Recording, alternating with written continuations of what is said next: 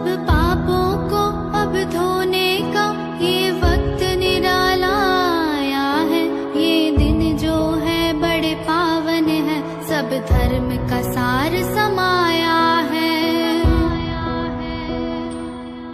नवकार यही, जैनत्व यही, महावीर की वाणी यही, जग में उस वाणी को साकार करे, यह पर्व पर्यूषण आया है।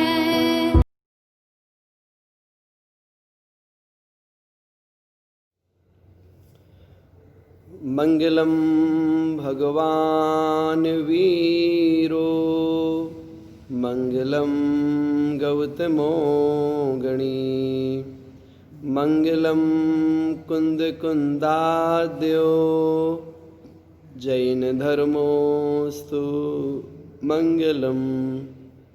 सर्वमंगलमांगल्यम सर्वकल्याणकारकम, प्रधानं सर्वधर्माणां,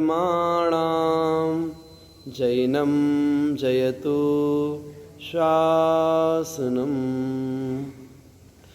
कविवर मुनिवर ऋषिवर, वेद्यासागर संत, चरण कमल में आपके, नमन अनंतानंत। पंच परमेष्ठी भगवान की जय। परम पूज्य आचार्य गुरुवर विद्यासागर जी महाराज की जय। 10 लक्षण महापर्व की जय। उत्तम तपोधर्म की जय।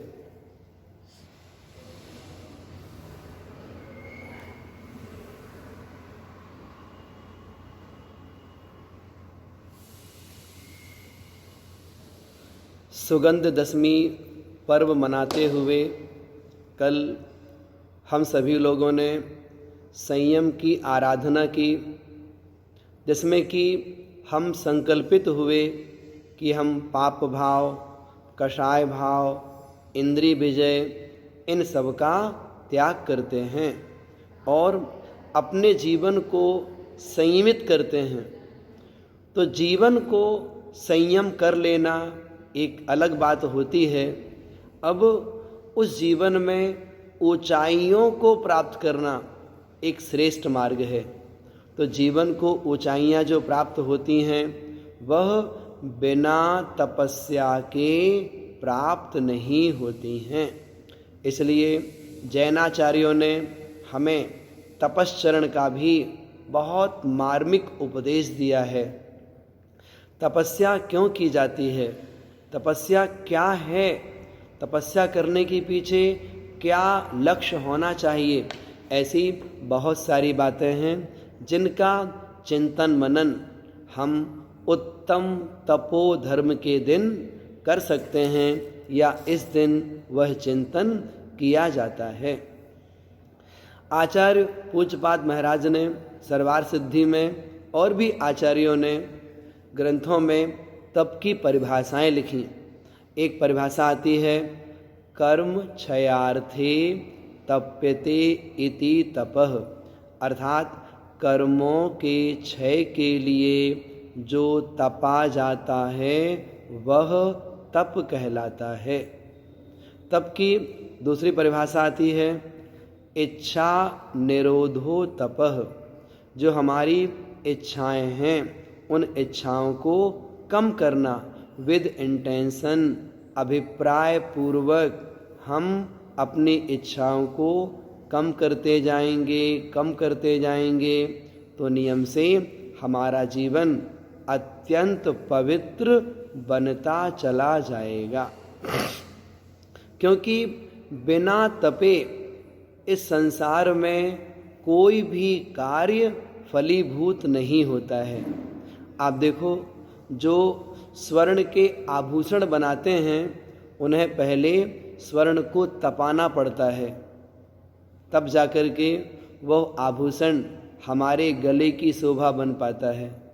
ऐसे ही जितने भी लोहे के कार्य होते हैं, लोहे के सामान बनते हैं, चाहे वो ताला हो, चाबी हो, ट्रेन की पटरी हो, और भी गाटर है, छड़ें हैं, कुछ भी बनता है, तो जब तक इन सारी चीज़ों को अच्छी तरह से तपाया नहीं जाता तब तक उनसे वो मजबूत चीज़ें बन नहीं पाती हैं। इसी प्रकार से कई बार होता है हमें कोई तकलीफ़ हो जाती है तो हमें भी गर्म स्थान पर रखा जाता है, तब जाकर के हम स्वस्थ हो पाते हैं। उसी प्रकार से ये संसारी आत्मा भी निर्वाण की प्राप्ति करना चाहता है तो इसे भी तपना पड़ेगा। जब आत्मा तपेगी तभी आत्मा निर्वाण को, परम पद को प्राप्त कर पाएगी। आप देखो ना, घर पे भोजन बनाना है तो भोजन बनाने के लिए बिना अग्नि के क्या भोजन बन सकता है? नहीं बन सकता। दाल बनाना हो, सब्जी बनाना हो, रोटी बनाना हो, है ना, गैस चूल्हा ख़त्म हो गया, गैस में और गैस टंकी में गैस नहीं है, अब बताइए अब भोजन कैसे बनाएं? सब बैठ गए हाथ पे हाथ रख के। गैस आएगी तब जाकर के पुनः भोजन बन पाएगा। इसलिए अग्नि का संस्कार अत्यंत आवश्यक है, तपना बहुत जरूरी है। इसलिए जैनाचार्यों ने आत्मा को परमात्मा बनाना है, निर्वाण की प्राप्ति करनी है, उसके लिए तपश्चरण अत्यंत आवश्यक कार्य है। वो करना ही होगा, तभी हम अपना कल्याण कर पाएंगे। यह जो तपस्या है दो तरह की होती है, एक तो है अंतरंग तप और दूसरा है बहिरंग तप। हमारे पास वर्तमान में 3 शरीर हैं, एक औदारिक शरीर है, एक तेजस शरीर है और एक कार्मण शरीर है। जब हम बात करते हैं बहिरंग तप की, तो बहिरंग तप के बल पर औदारिक शरीर क्षीण होता है। बहिरंग तप, अनशन आदि, उसके कारण से जो औदारिक शरीर है यह क्षीण होता है। और जो अंतरंग तप है, जिस तप में अपने मन को नियंत्रित किया जाता है, अपने मन को एकाग्र किया जाता है, तो वह जो अंतरंग तप है उसके बल पर कार्मण शरीर को क्षीण किया जाता है। तो ऐसे करके जो कार्मण शरीर को क्षीण करना है वो द्रव्य कर्मों का क्षय है, जो औदारिक शरीर को क्षीण करना है वह नो कर्म का क्षय है। तो द्रव्य कर्म और नो कर्म, इन दोनों का क्षय करने के लिए बहिरंग और अंतरंग दोनों प्रकार के तप करने की आवश्यकता है। जो तपता है वही अपना कल्याण कर पाता है। एक बार की बात, एक स्कूल से बच्चा अपने मित्र के पास गया और उस मित्र की माँ ने बहुत अच्छा हलवा बनाया। उस बेटे ने हलवा खाया, बड़ा अच्छा लगा। कहता है, आंटी आपने कैसे बनाया ये? उसने बता दिया, इसमें घी है, इसमें शक्कर है, इसमें आटा है, बन जाता उससे हलवा। वो अपने घर गया और घर में जाकर के अपनी माँ से कहता है, मुझे हलवा खाना है। तो माँ ने कहा, हाँ हाँ शाम के बना देंगे, कल बना देंगे। बेटे को रहा नहीं गया, हलवा बनाने की विधि वो तो सीख आया था आंटी से। अपने घर में, रसोई घर में पहुंचा और थोड़ा सा उसने आटा निकाला, शक्कर निकाली, घी निकाला और तीनों को मिला दिया और खाने लगा। कोई स्वाद नहीं आया उसे, बेकार थू थू फेंक दिया उसने। माँ से कहता है, उस आंटी ने जैसा बताया मैंने वैसा किया, फिर हलवा क्यों नहीं बना? तो उसकी माँ कहती है, बेटा इन सारी सामग्री को मिलाने के बाद जब तक इसे तपाओगे नहीं तब तक उस हलवा का स्वाद नहीं आएगा। उसी प्रकार से हमने भले ही संयम धारण कर लिया है, मुनि महाराज बन गए हैं, तो मुनिराज बनने से थोड़े कर्मों की निर्जरा हो जाएगी, पुण्याश्रय हो जाएगा लेकिन आत्म कल्याण नहीं होगा। तो मुनि महाराज बनने के बाद में आत्म कल्याण करने के लिए उन साधुओं को तपश्चरण भी करना होता है। क्योंकि मुनि महाराज बने हैं, संयमी बने हैं, तो इंद्रिय को, मन को बस में कर लिया है, तरस स्थावर जीवों की हिंसा का त्याग कर दिया है, लेकिन अभी तपस्या स्वीकार नहीं की। और जब तक वो तपस्या स्वीकार नहीं करेंगे तब तक अपना काम नहीं बनेगा। मिट्टी भी मटका रूप धारण कर ले और वो तपाई ना जाए तो वो मटका भी, मिट्टी का मटका भी मिट्टी रूप हो जाता है अगर उसमें पानी मिल जाए तो। और यदि एक बार उस मटके को हवा में अच्छी तरह पका लिया जाए तो वो मटका भी मजबूत हो जाता है। फिर उसमें कितना ही पानी रखो, कितनी देर तक भी पानी रखे रहो, आराम से रख सकते हो। आजकल तो उस मिट्टी के कितने बर्तन बनने लगे, मिट्टी के कुकर आ गए, बटलोई आ गई, दाल बनाओ, सब्जी बनाओ, चावल बनाओ, खाने के बर्तन आ गए मिट्टी के, बनाओ खाओ आराम से। क्यों? मजबूती है। मजबूती कैसे आती है? वो मजबूती तपने से आती है, बिना तपे मजबूती नहीं आ सकती। तो वह जो तपश्चरण है वो दो तरह का होता है और उस तपस्या के बल पर हमें अपने शरीर को छीण करना होता है। बहुत अच्छी बात किसी ने कही है, ख्याल रहे, ख्याल रहे अभी हम खाल में हैं। खाल माने शरीर। ख्याल रहे अभी हम खाल में हैं। खाल का ख्याल करने वालों को आत्मा का ख्याल नहीं आता है। आत्मा का ख्याल करना है तो खाल के ख्याल को त्यागना होगा। तो तपस्या करने के लिए खाल के ख्याल को हमें नियम से छोड़ना पड़ेगा।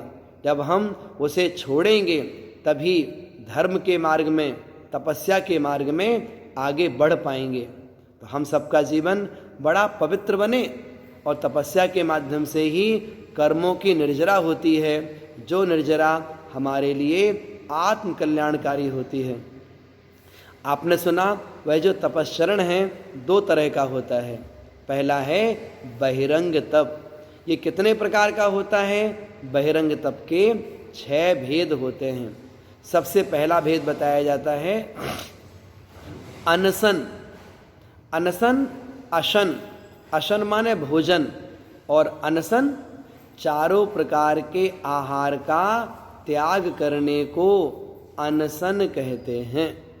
और जिस दिन हमने चारों प्रकार के आहार का त्याग किया है उस दिन अपनी आत्मा के पास रहें, अर्थात उपवास, अपनी आत्मा के समीप रहें।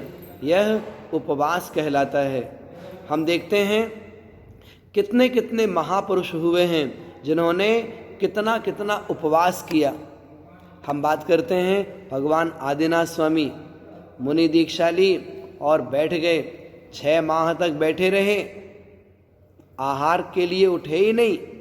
इसके बाद आहार के उठे, फिर लगभग 6-7 माह तक उनको आहार नहीं मिला।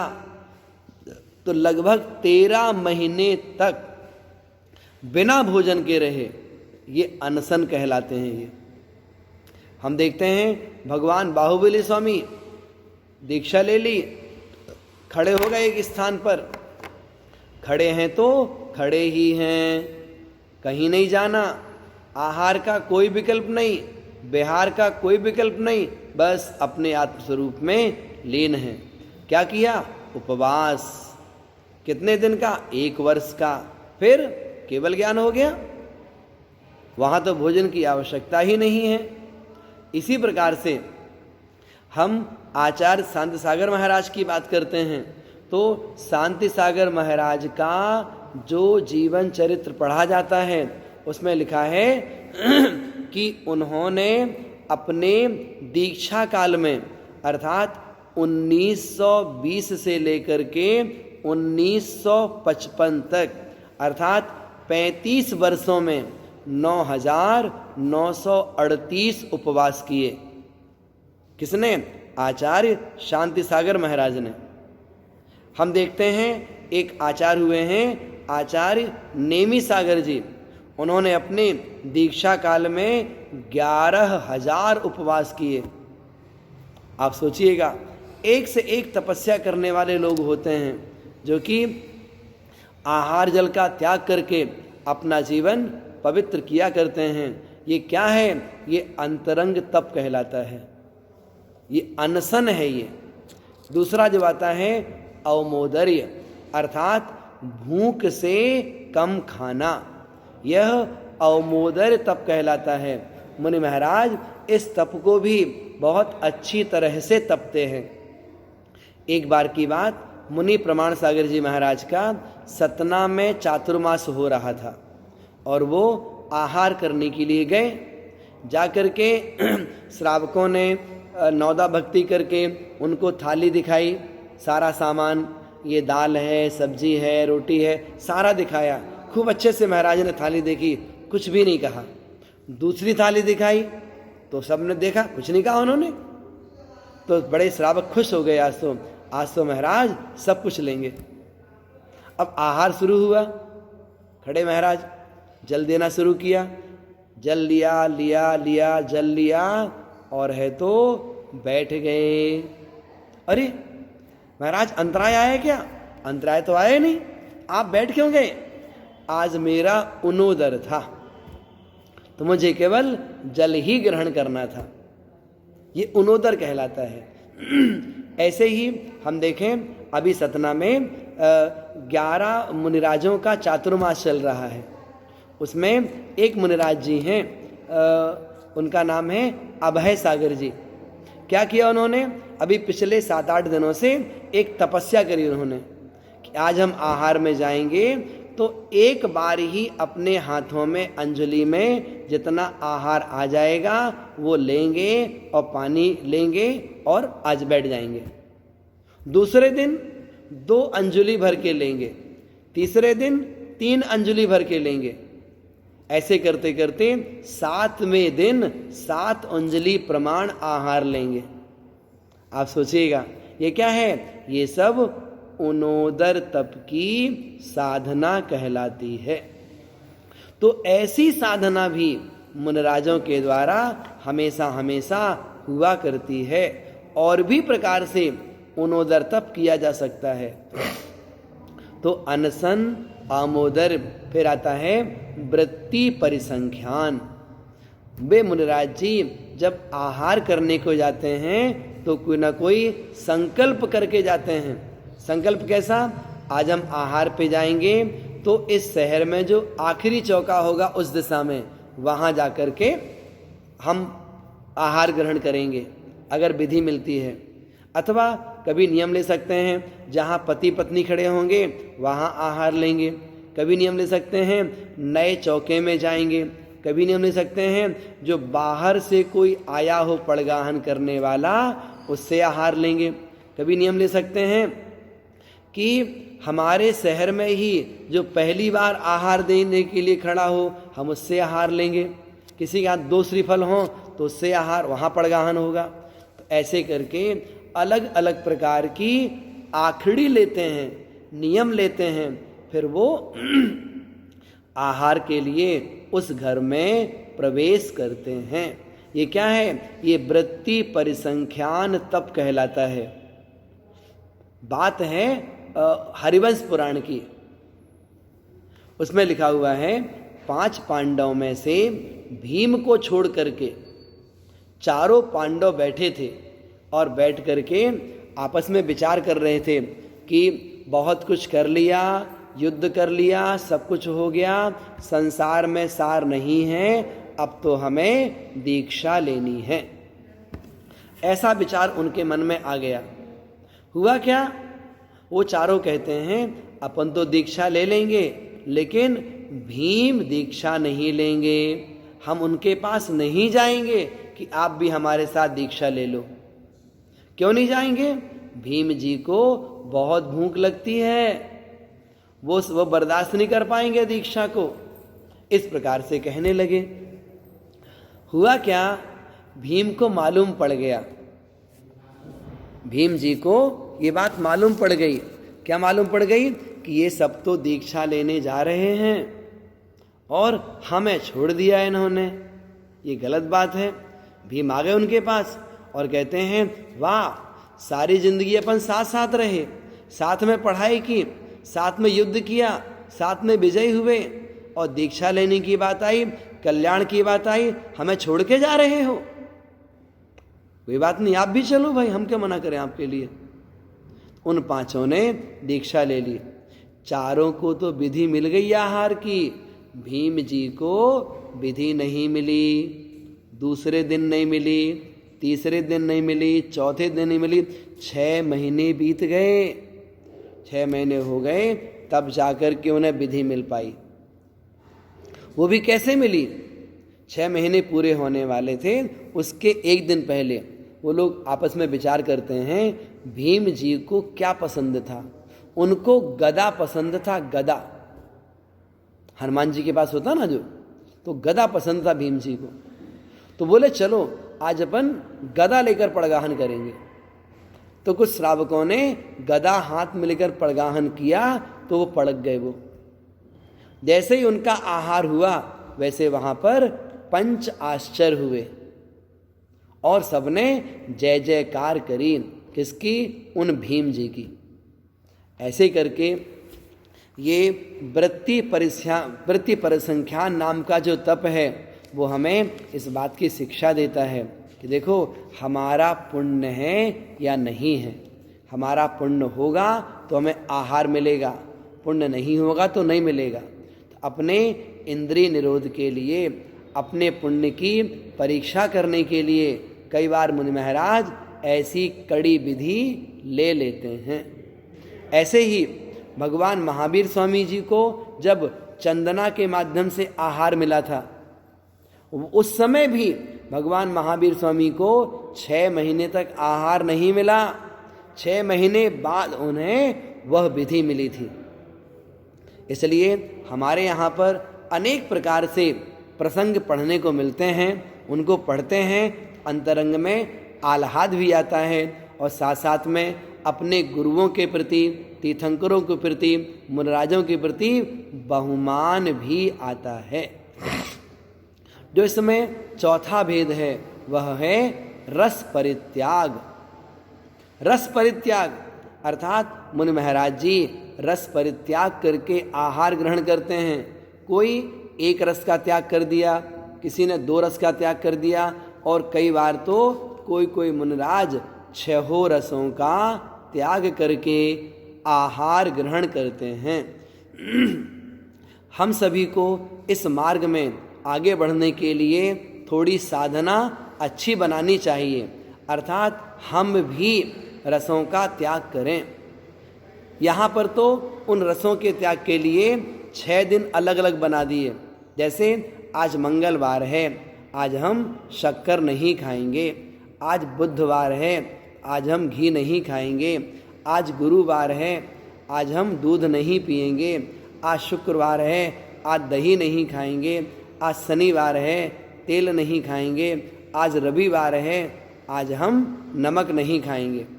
तो 6 दिनों के अलग अलग रस बना दिए। अब सोमवार बचा तो उन्होंने हरी सब्जी को ग्रहण कर लिया कि सोमवार है तो आज के दिन हरी सब्जी का सेवन नहीं करेंगे। इस प्रकार से हम देखते हैं कि जो रस परित्याग है उस पूर्वक भी जो अपना जीवन जीते हैं वो अपनी इंद्रियों को कंट्रोल में रखते हैं। अगर वह रस परित्याग रूप हमारी तपस्या है तो हमारे अंदर में इंद्रिय विषय के प्रति लोलुपता जागृत नहीं होती है। इसलिए उस लोलुपता का त्याग करने के लिए रस परित्याग यथासंभव करते रहना चाहिए। हम देखें बहिरंग तपों के 6 भेदों में ये 4 भेद तो भोजन से संबंधित होते हैं। इसका जो 5वां भेद है उसका नाम है विविक्त शय्यासन, अर्थात वे जो मुनि महाराज हैं वो अनेक प्रकार से विविक्त शय्यासन, विविक्त मतलब खाली स्थान, जहाँ पर किसी का आना जाना ना हो, वो विविक्त कहलाता है। तो ऐसे स्थान पर शैया और आसन लगाते हैं, मतलब विश्राम करना है वैसे खाली स्थान पर, बैठकर सामायिक करनी है खाली स्थान पर, जहाँ पर लोगों का आवागमन बहुत कम होता है। और अंतिम आता है काय क्लेश। वे मुनिराज अभिप्राय पूर्वक अपने शरीर को क्षीण करने के लिए चित्र विचित्र प्रकार की तपस्या किया करते हैं। कहो तो दीवाल की तरफ मुख करके बैठ गए, 1 घंटे 2 घंटे 4 घंटे बैठे रहे। कहो तो गुरु आज्ञा से मंदिर के अंदर गए और जाकर के खड़े हो गए, 10 घंटे 12 घंटे के लिए बराबर खड़े हुए हैं, तपस्चरण कर रहे हैं। ऐसे ही चतुर्थ काल में तो वो तपस्या और ब्राड होती है। गर्मी का मौसम हो तो कहो तो पहाड़ों पे चले जाएं, बरसात का मौसम हो तो वृक्षों के नीचे बैठ जाएं, ठंड का मौसम हो तो नदियों के पास बैठ कर के तपस्या करें। ये सब क्या है? ये काय क्लेश है। इससे क्या होता है? इससे कर्मों की असंख्यात गुणी निर्जरा होती है, और कर्मों की निर्जरा होने से हमारा जो संसार है वो कम होता है, मोक्ष मार्ग हमारा और दृढ़ और मजबूत होता चला जाता है। लेकिन उस प्रकार की तपस्या करने के लिए हमारा आत्मविश्वास अत्यंत दृढ़ और मजबूत होना चाहिए। वो मजबूती कैसे आती है? आप देखो, बहुत अच्छी पंक्तियाँ लिखी किसी ने कि तन मिला है तप करो, तन मिला है तप करो, करो कर्म का नाश। तन मिला है तप करो, करो कर्म का नाश। रवि शशि से भी तेज है तुम में दिव्य प्रकाश। रवि मतलब सूर्य, शशि मतलब चंद्रमा। सूर्य और चंद्रमा में जो कांति होती है उससे कहीं अधिक कांति तुम्हारे पास में है। बस उस मार्ग में आगे बढ़ जाओगे तो कर्मों का क्षय हो जाएगा। क्या लिखते हैं? नई खूबी, नई रंगत, नए अरमान पैदा कर।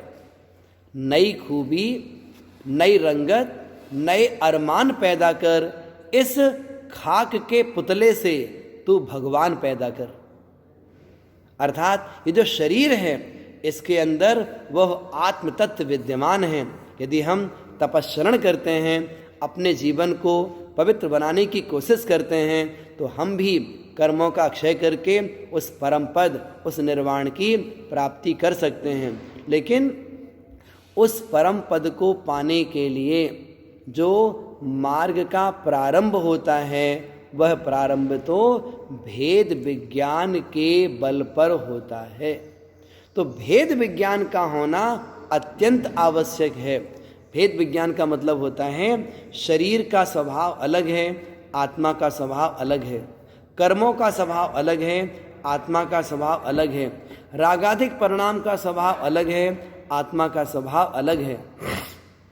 जो ये हमारे शरीर से बाहर हमारे संसार संबंधी जहाँ हमारा स्वामित्व है, वो पति पत्नी और वो घर परिवार, स्वर्ण आभूषण, वस्त्र इत्यादि, ये सारी चीज़, इनका स्वरूप अलग है और मेरी आत्मा का स्वरूप अलग है। इस रूप जो भेद विज्ञान है, जहाँ पर वह भेद विज्ञान होता है, वहीं पर यह जीव तपस्चरण करके अपने जीवन को सफल बना सकता है।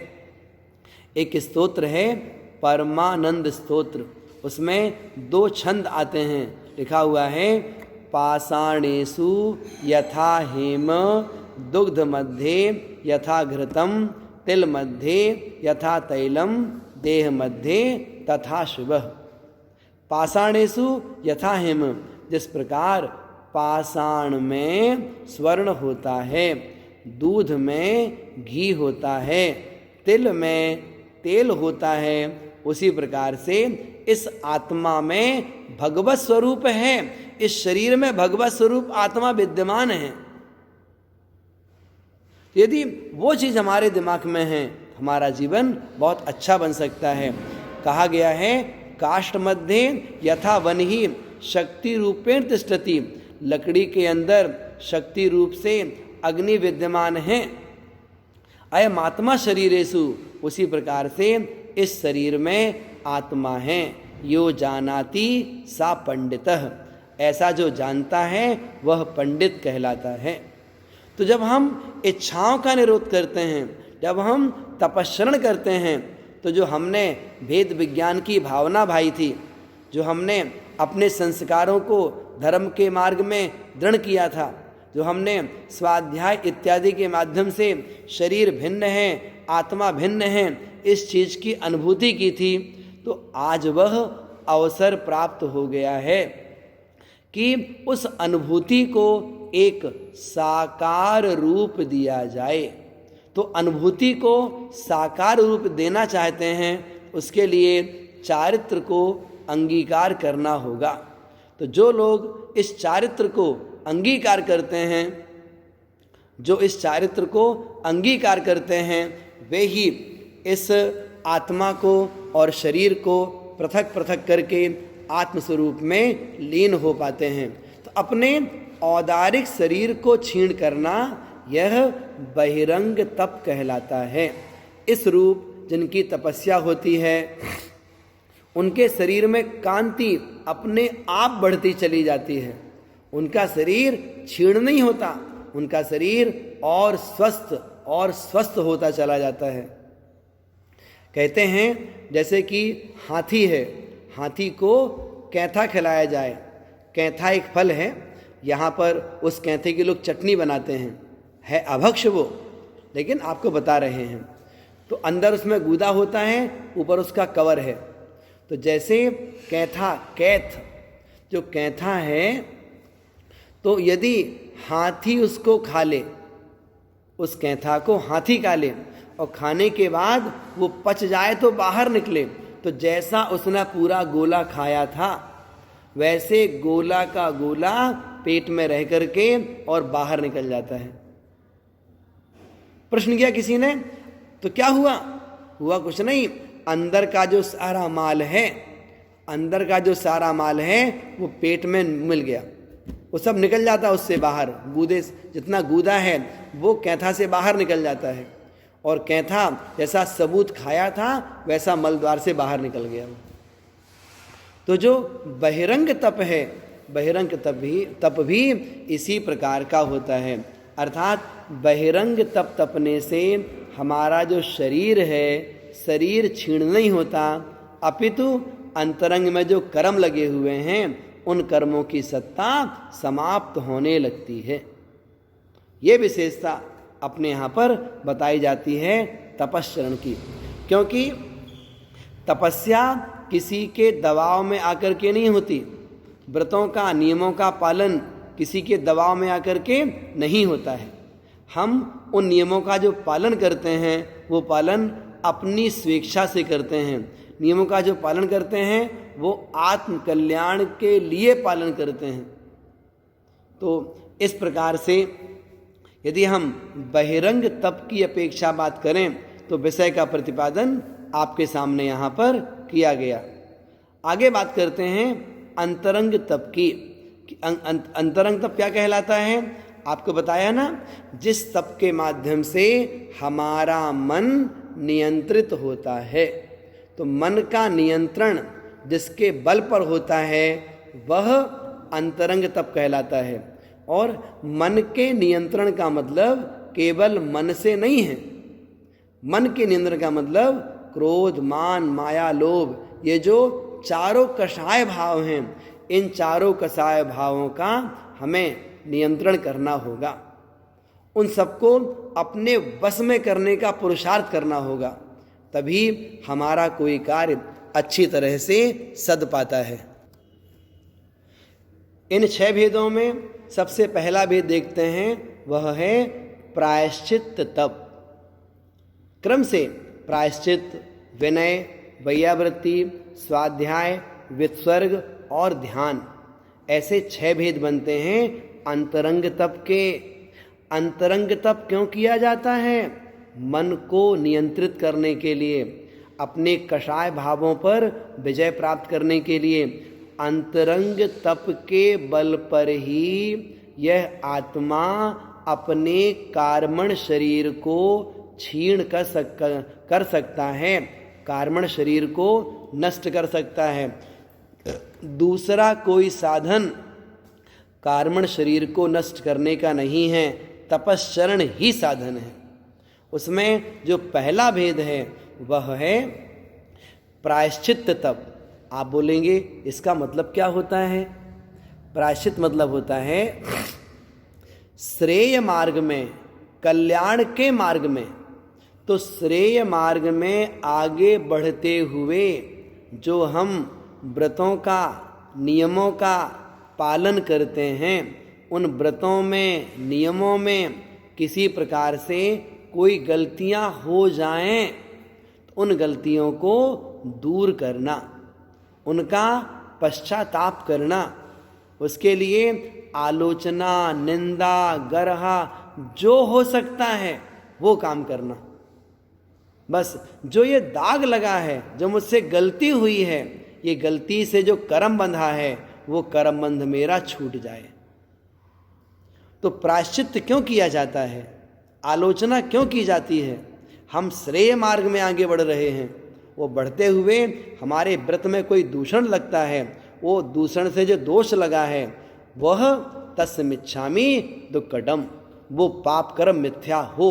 इसलिए प्रतिक्रमण इत्यादि सारे पाठ किए जाते हैं। ये सब क्या है? ये सब प्रायश्चित का परिवार है। एक समय की बात, आचार्य शिव सागर जी महाराज थे, जिन्होंने आगे चल के ज्ञान सागर महाराज ने दीक्षा जिनसे ली। तो शिव सागर जी महाराज, उन्होंने सुमित्रा देवी को दीक्षा दी। सुमित्रा देवी जो कि आरिका विशुद्धमती माता जी कहलाई। तो हुआ क्या, नई नई दीक्षा हुई थी, तो विशुद्धमती माता जी शाम के 6, 6:30 बजे होंगे, वो रास्ते में चलते हुए और अपने कमरे में जा रही थी। तो वहाँ पर एक कांच का टुकड़ा पड़ा था। वो कांच का टुकड़ा उनके पैर में चुभ गया, बहुत सारा खून निकला। और दूसरे जो उनकी श्राविकाएँ थी, बहनें थीं, उन्होंने सेवा करी, पट्टी अच्छी तरह से बांध दी। दूसरे दिन आरिका विशुद्धमती माता जी शिव सागर जी के पास पहुंच गईं और कहती हैं कि हमारे पैर में कल शाम को ऐसे कांच लग गया था, तो हमें प्रायश्चित दे दो, उसका हमें प्रायश्चित दे दो।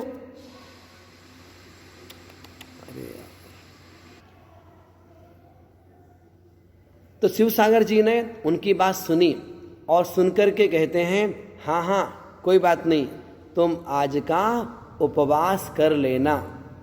अब उन विशुद्धमती माता जी के गृहस्थ अवस्था के भाई, कौन? नीरज जी, जो सतना निवासी थे। नीरज जी वो वहीं बैठे हुए थे। उनने कहा, अरे आचार्य श्री, ये तो अन्याय है। अन्याय कैसा? अरे कल रात भर उसको तकलीफ रही, कितना सारा ब्लड निकला, वो कमजोर पड़ गई एक दिन में, और आप उसको कहते हो उपवास कर लो। ऐसा कैसे उपवास कर लो? तो उस समय शिव सागर महाराज ने कहा, ये उपवास उसे प्रायश्चित के लिए दिया गया है। क्यों?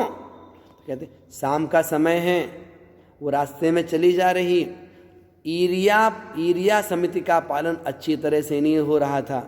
अगर ईरिया समिति का पालन होता, उसे कांच दिखाई पड़ता। आप बताओ, अगर उस कांच के स्थान पर छोटा सा मेढक होता और पैर के नीचे आके दब के मर जाता, तो उसको मालूम पड़ता क्या? वो जान भी नहीं पाती कि मेरे पैर के नीचे कोई मेढक आके मरा है। तो ये प्रायश्चित उसे अहिंसा का पालन नहीं किया इसलिए दिया गया है। और आगे से इस बात का ध्यान रखें कि हम ईरिया समिति का पालन अच्छी तरह से करें। तो जो जैनाचार्यों की जो दृष्टि होती है, वो दृष्टि हमेशा अहिंसा को पुष्ट करने वाली होती है। अहिंसक दृष्टि उनकी होती है। कोशिश करना चाहिए कि यदि हम भी श्रेय मार्ग में आगे बढ़ रहे हैं अथवा कल्याण के मार्ग में आगे बढ़ने का हमारा भाव है, यथाशक्ति हम थोड़े बहुत नियम पालन कर रहे हैं, अगर उन नियमों में कभी कोई दोष लगता है, अतिचार लगता है, तो उसे दूर करने का पुरुषार्थ करना चाहिए। यह ही वास्तव में प्रायश्चित्त कहलाता है। इसी प्रकार से दूसरा भेद आता है विनय तप। तो विनय करनी है। विनय किसकी करनी है? विनय करनी है अपने गुणों की। अपने गुणों की, हाँ, आपके पास जो सम्यक दर्शन है उस सम्यक दर्शन की विनय करो। आपके पास जो सम्यक ज्ञान है उसकी विनय करो। आपके पास जो सम्यक चारित्र है उसकी भी विनय करो। अर्थात जो हमारा अंतरंग चारित्र है उस चारित्र की विनय करना, श्रद्धान की विनय करना। श्रद्धान की विनय क्या कहलाता है? सम्यक दर्शन के 8 अंगों का पालन अच्छी तरह से करना, 25 दोषों से बचना, प्रशम, संवेग, अनुकंपा, आस्तिक्य, इन गुणों का अच्छी तरह से पालन करना। ये क्या है? ये संसार, शरीर, भोगों से विरक्त होना, ये सब क्या है? ये सब हमारे सम्यक दर्शन की सुरक्षा के अंग हैं। तो उसका पालन करेंगे तो हमारा सम्यक्त्व सुरक्षित रहेगा। इसी प्रकार से सम्यक ज्ञान की विनय क्या है?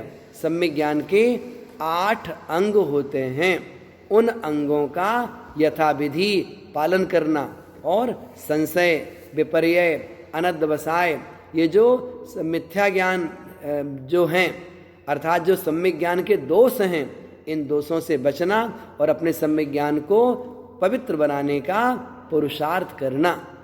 इसी प्रकार से जो चारित्र है, 5 महामृत, 5 समिति, 3 गुप्ती इत्यादि, इस व्यवहार चारित्र का निरतिचार पालन करना, यह व्यवहार, यह यहाँ पर चारित्र की विनय कहलाती है। हम जीवन जीते हैं और अपने ही व्रतों में दूषण लगाते हैं, खुद व्रत का संकल्प करते हैं और खुद ही उसमें गलतियां करते हैं। अगर हम इस प्रकार से अपनी प्रवृत्ति कर रहे हैं तो हमारे अंदर में स्वयं के अपने चारित्र की विनय नहीं है। और जो अपने श्रद्धान ज्ञान चारित्र की विनय नहीं करता, अपनी आत्मा की विनय नहीं करता, अपनी खुद की विनय नहीं करता, वो दूसरे की विनय क्या कर पाएगा।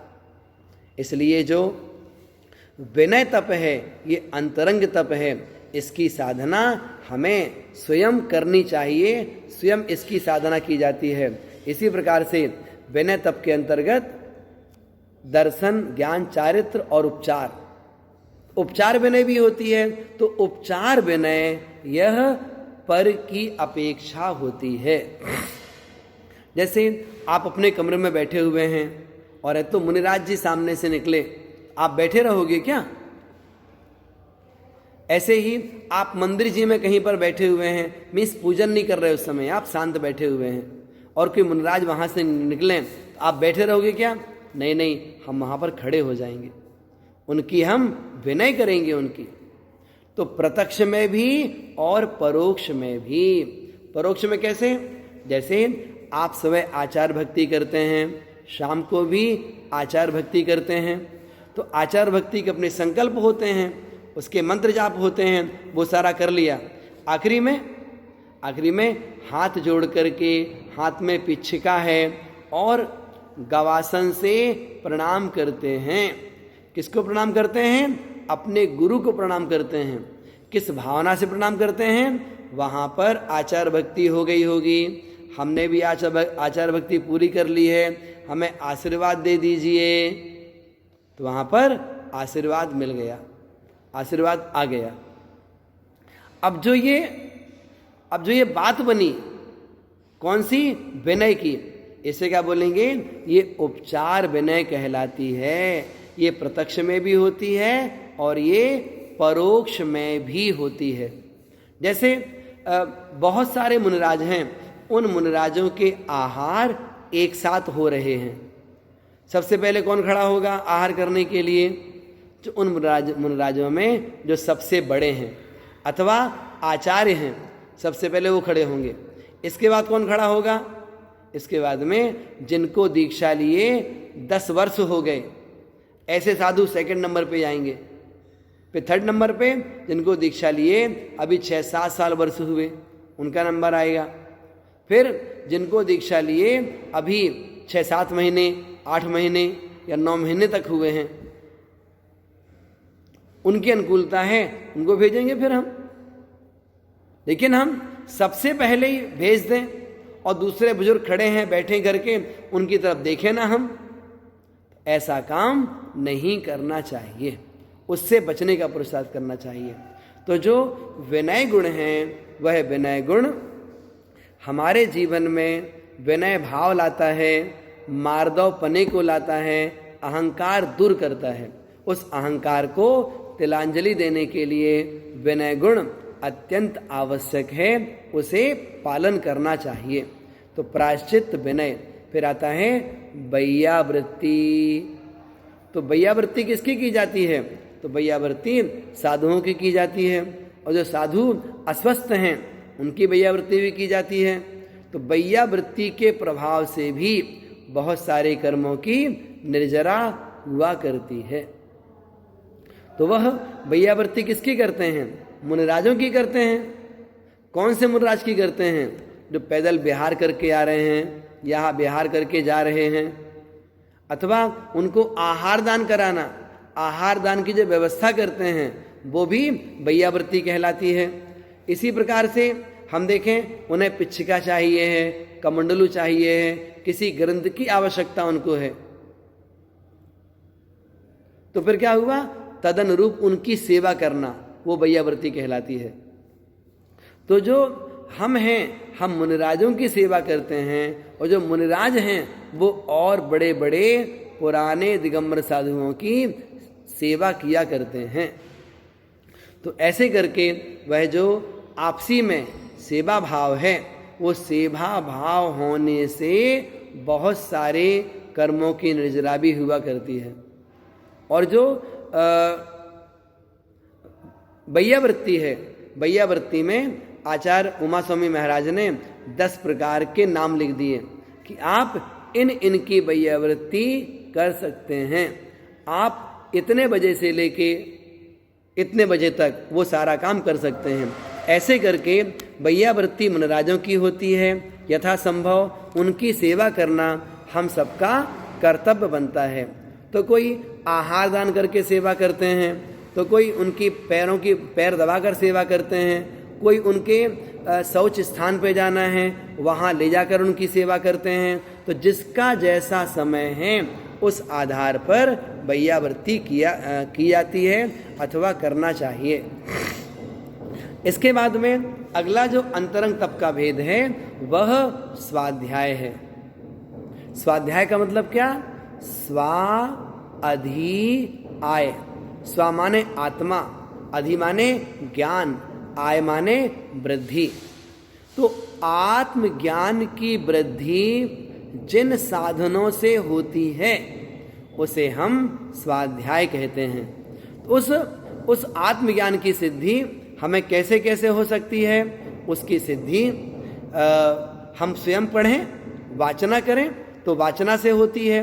प्रश्ना, कोई बात समझ में ना आए तो किसी से पूछना, जो मुनिराज हैं, आचार्य हैं, कोई पंडित जी मिल जाएं उनसे पूछना। तो आपस में तत्व चर्चा करना, ये भी स्वाध्याय कहलाता है। अनुप्रेक्षा, जो आपने पढ़ा है और जो आपने चिंतन मनन किया है, उसको बार बार प्रश्नोत्तर किए हैं, उसको बार बार अपने मानस पटल पर रिवाइज करना, उसका चिंतन मनन करना, बार बार उसके बारे में विचार करना, ये भी स्वाध्याय कहलाता है। ये कौन सा स्वाध्याय है? वाचना, प्रक्षना, अनुप्रेक्षा स्वाध्याय है। फिर है आमनाय। आमनाय का अर्थ क्या होता है? तो आमनाय का मतलब है जो आप पाठ पढ़ते हैं, जो गाथाएं हैं, छंद हैं, सूत्र हैं, स्तोत्र पाठ हैं, तो इनको बोलना, वो घोंकना कहलाता है। ये एक ही पाठ को बार बार करना।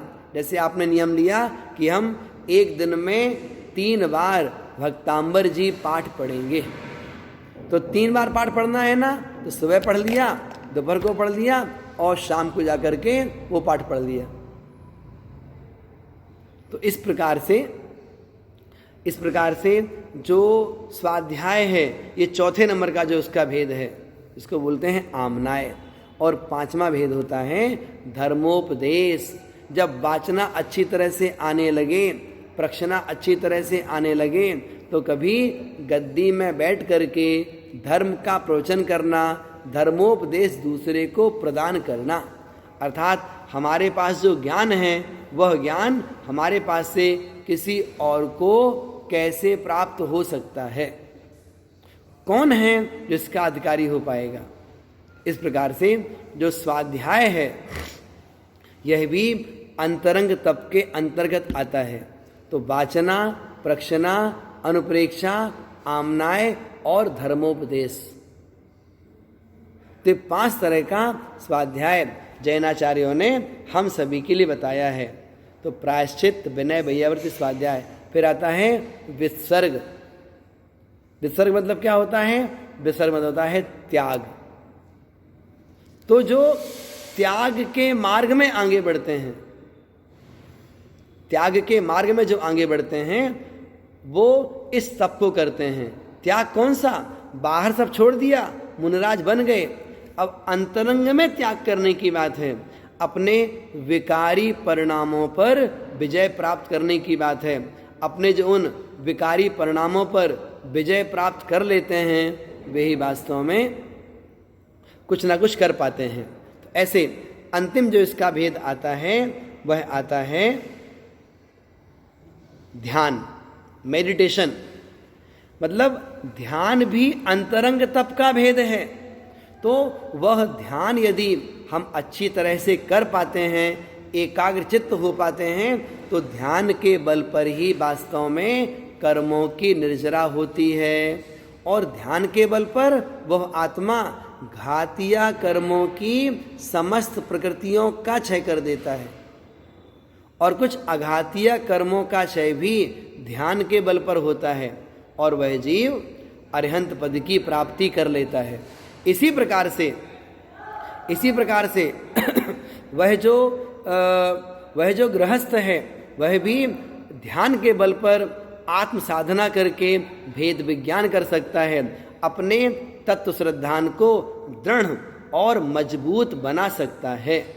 ऐसे करके आचार्यों ने अंतरंग तप और बहिरंग तप के माध्यम से जो हमें धर्म का मार्ग बताया है, आत्म कल्याण का मार्ग बताया है, तपस्चरण का मार्ग बताया है, तो हम सभी को अपनी शक्ति पूर्वक थोड़ा थोड़ा सा तपस्चरण करना चाहिए, और करके यथाशक्ति जितनी कर्मों की निर्जरा हो जाए तो करना चाहिए। आप सोचो, हमें एक दिन के लिए बाहर जाना पड़ता है तो हम कितनी तैयारी लगाते हैं। एक सप्ताह के लिए तीर्थ यात्रा करने जाना है तो उससे ज़्यादा तैयारी होती है। कहीं आपको आहार दान देने के लिए अपना चौकर लेकर जाना है 15 दिन के लिए, उसके लिए और ज़्यादा तैयारी होती है। आप बताइए, यहाँ पर जाकर के लौटते हैं, एक दिन में लौट आएंगे, 2 दिन वाले 2 दिन में लौट आएंगे, 15 दिन वाले 15 दिन में लौट आएंगे, उसकी तैयारी इतनी ज़्यादा करनी पड़ती है। तो हम तो ऐसे स्थान पर जाना चाहते हैं जहाँ से लौट करके यह आत्मा आती नहीं है। तो वहाँ जाने के लिए हमें कितनी सारी तैयारी करनी पड़ेगी। इसलिए हम सभी लोग यथाशक्ति अपने जीवन में उस तपस्चरण को पालन करते हुए अपना कल्याण करें और असंख्यात गुणी कर्मों की निर्जरा के अधिकारी बन पाएं। इसी भावना से आज की बात यहाँ पर हम पूर्ण कर रहे हैं। आइए 9 बार मंत्र जाप करेंगे। ओम ह्रीं अर्हं श्री उत्तम तपोधर्मंगाय नमः। ओम ह्रीं अर्हं श्री उत्तम तपोधर्मंगाय नमः। ओम ह्रीं अर्हं श्री उत्तम तपोधर्मंगाय नमः। ओम ह्रीं अर्हं श्री उत्तम तपोधर्मंगाय नमः। ओम ह्रीं अर्हं श्री उत्तम तपोधर्मंगाय नमः। ओम ह्रीं अर्हं श्री उत्तम तपोधर्मंगाय नमः। ओम ह्रीं अर्हं श्री उत्तम तपोधर्मंगाय नमः। ओम ह्रीं अर्हं श्री उत्तम तपोधर्मंगाय नमः। ओम ह्रीं अर्हं श्री उत्तम तपोधर्मंगाय नमः। आइए माँ जिनवाणी की स्तुति करते हैं। बोधि समाधि परिणाम शुद्धि स्वात्मोपलब्धि शिव सौख्य सिद्धि चिंतामणिं चिंतित वस्तु दाने त्वां वन्द्यमानस्य ममास्तु देवी। सभी 9 बार ओंकार मंत्र का स्मरण करेंगे।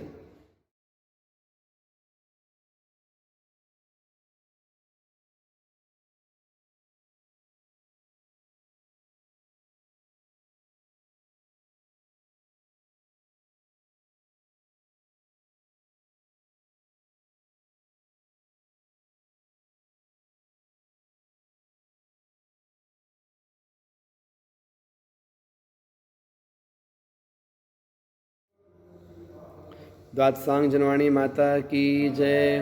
परम पूज्य आचार्य गुरुवर विद्यासागर जी महाराज की जय। सभी से अनुरोध, अपने घर पे रहिए, सुरक्षित रहिए, मंदिर की जो गाइडलाइन है उसका अच्छी तरह पालन करिए। और है तो 10 दिन आत्मधर्म के दिन हैं। इन दिनों में अपनी आत्मा के प्रति समर्पित होकर के धर्म ध्यान करें, पूजन करें, सामायिक करें, स्वाध्याय करें और कुछ उपलब्धि 10 दिन बाद हमें हो जाए कि 11वां दिन जो हमारे जीवन का आए वो एक नया दिन हो, जिस दिन हमें ऐसा लगे कि हम भी धर्म करने के योग्य बन गए हैं। इसी भावना से एक बार पुनः सभी को जय जिनेंद्र।